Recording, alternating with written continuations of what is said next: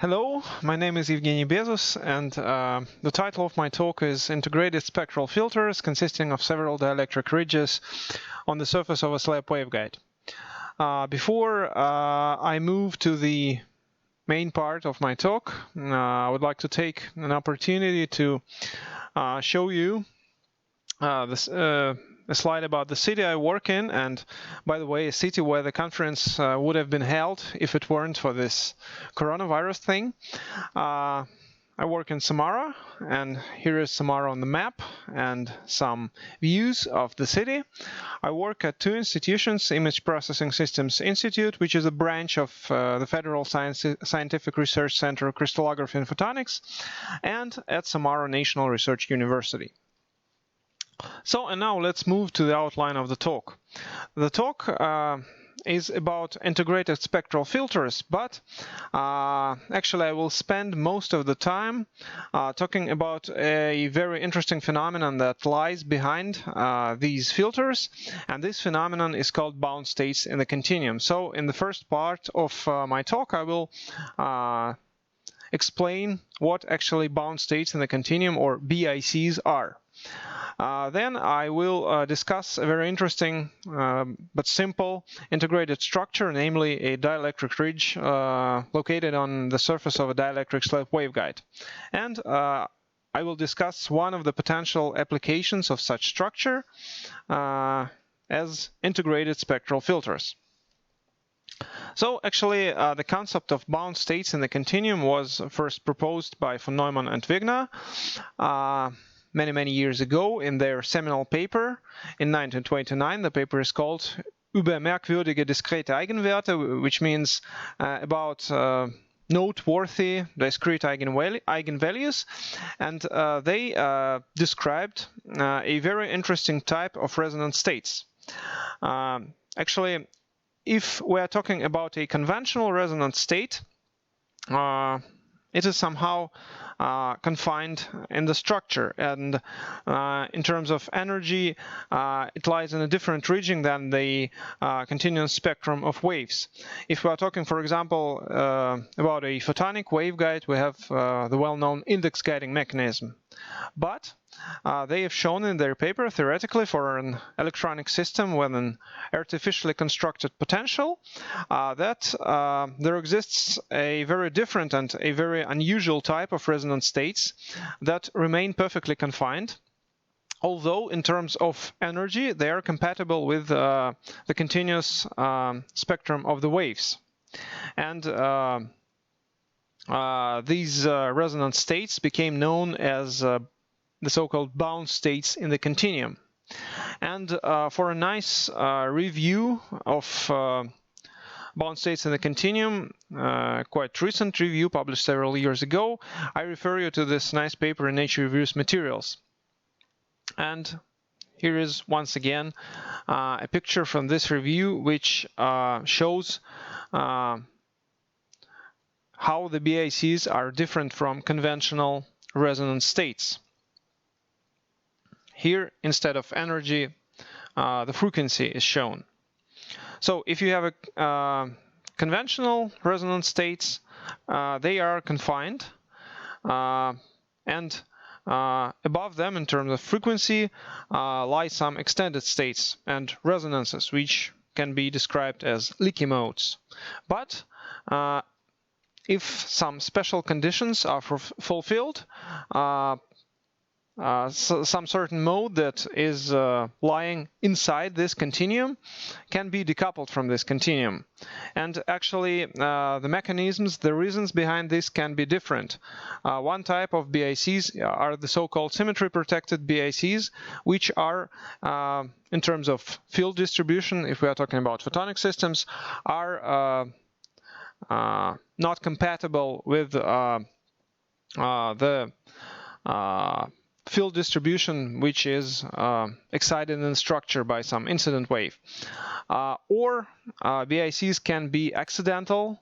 That means that there is no symmetry mismatch, but due to some complex interference phenomena, again this mode becomes decoupled from the continuum. And these modes, these bound states in the continuum, are interesting not only from the theoretical point of view, but also from the practical point of view, because in real structures, the BICs collapse to very high quality factor resonances, and this makes them promising for applications in lasing, filtering, and sensing, and also nonlinear optics. And in this talk, I will focus on the filtering application. So let's consider this at a first glance very simple, extremely simple structure, which corresponds to a single dielectric ridge located on the surface of a dielectric slab waveguide. And here we consider the structure to be invariant to the translation in the x-axis direction. So I won't go into too much details about the parameters of the structure. They're given here. They're not very specific, and the effects that I will talk about in my talk can be observed for a wide range of waveguide and incident wave parameters. So actually, what do we consider here? Here we consider an oblique incidence of a TE-polarized mode of the waveguide on this ridge, and we calculate the reflectance and transmittance spectra. This problem has to be solved using the rigorous electromagnetic diffraction theory, and to obtain a rigorous solution we have to use some full wave simulation technique. And in our work we used an in-house implementation of the aperiodic rigorous coupled wave analysis, which is also known as Fourier model method. Well, in its conventional formulation, the Fourier model method is suited for simulating periodic structures, such as a diffraction grating, which is shown here, or photonic crystal slabs, or whatever. But we can modify the method to simulate integrated optic structures. For this, we artificially periodize the structure, as shown here in this figure, and we add perfectly matched layers between adjacent artificial periods to optically isolate them. So using this technique, we simulated the reflectance and transmittance of the incident T mode, diffracting on a single ridge on the surface of the waveguide. And here we consider the dependence of reflectance and transmittance on two parameters. The first parameter, the horizontal axis, is the ridge width, L, and the second parameter is the angle of incidence, theta. And actually we see that at some combinations of the ridge width and angle of incidence, interesting resonant phenomena occur. We have some, so to speak, resonant curves here. But before we go into details and discuss these resonant curves, now let us briefly talk about the scattering channels that are present in this structure. If we consider the general case when the angle of incidence is relatively low, we have both TE and TM reflected and transmitted modes, as well as the radiation scattered out of the waveguide. And if we gradually increase the angle of incidence, then the parasitic scattering out of the waveguide becomes completely eliminated because all these waves become evanescent.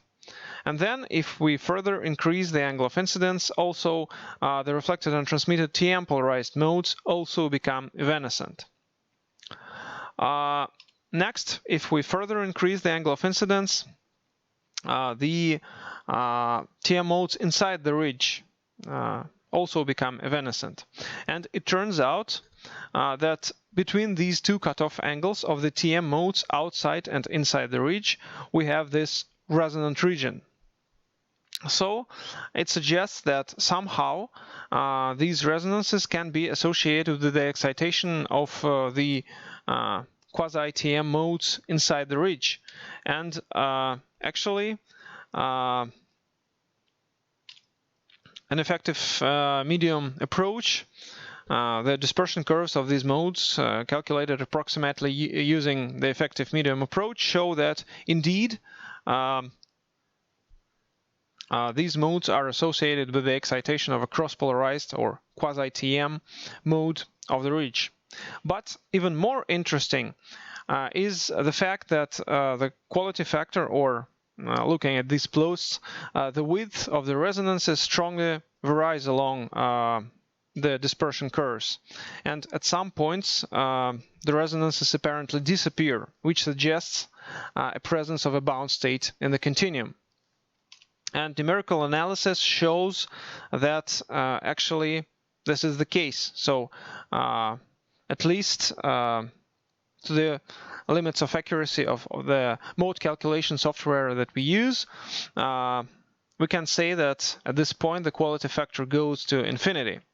And in order to confirm the fact that there is indeed a BIC, or as you saw, even multiple BICs supported by this structure, we derived a coupled wave model, which is based on a multi-wave Fabry-Perot resonator concept. So if we consider a conventional Fabry-Perot resonator, we have an incident wave, the reflected wave, the transmitted wave, and two waves inside the structure. But if we consider a generalized Fabry-Perot resonator, as shown here in the figure, actually this structure can exhibit much more interesting behavior than a conventional one. And if we carefully analyze it using the scattering matrix formalism, we can actually analytically prove that the structure indeed supports bound states in the continuum. And let me just briefly mention that two types of waves supported by the structure are the TM and TE modes propagating inside the ridge. And incident, reflected, and transmitted modes in this case are all TE-polarized only. So our model allowed us not only to prove the BIC existence, but also to show that also predicts the locations of the BICs in the parameter space, to show where the BIC are actually located. And here these plots show the validation of our theoretical model, and indeed we can see that it does predict the BIC location with an excellent accuracy. Now let us finally come to the filter application, because if you have a BIC, then near this BIC you will have a very narrow resonant peak, and of course this peak can be used in order to obtain either a spatial or angular filter, as is shown here, or a spectral filter, as it is shown here. And by moving away from a BIC, you can choose the quality factor of the resonance, or the width of the resonance, in other words. But here we can see that the width of the resonance can be tuned, but if we consider a single reed structure, the shape of the resonant peak is almost symmetric, almost Lorentzian shaped. So in practical applications, it is often interesting and desirable to obtain a more rectangular shaped peak. So we have shown that if we take several ridges and sequentially place them on the waveguide, so we consider such a composite or cascaded structure, we can alter the form, the shape of the resonant peak, while approximately maintaining its width.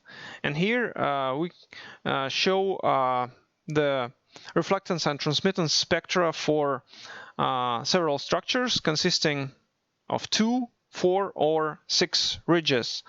And for the sake of comparison, here we also show the spectra for a single ridge structure. And indeed, we can see that if we properly optimize the distances between the ridges, the widths of the regions separating the ridges, we can indeed obtain more or less rectangular peak. And moreover, if we change the width of the ridge, if we move closer to a BIC, as shown here, we can choose the width of the resulting resonant peak. So this is indeed a very efficient approach for obtaining flat top resonant peaks and obtaining filters with such line shapes, which are great for practical applications. So in this work we considered high Q resonances and bound states in the continuum supported by dielectric ridges located on the surface of the dielectric waveguide. We've shown that such a ridge structure can be efficiently used as a narrowband spatial or spectral filter operating a reflection, and moreover the line shape of the resonance can be tuned, can be tailored if we cascade several ridges on the surface of the waveguide. And actually, in order to obtain a nearly rectangular peak, you have to use just a few ridges, 4 or 6. And the potential outlook of this work is to extend this approach and this concept to other types of structures, such as integrated optical elements for the so-called block surface waves, which propagate along the interfaces of photonic crystal. So here are the authors of this work, and if you are interested, you can just go through these papers that are listed here, and actually the results of this talk, along with a comprehensive theoretical description, are published in this underlined paper. So with this, I would like to thank you for your attention, and if you have some questions, you can contact me at this email. Thank you.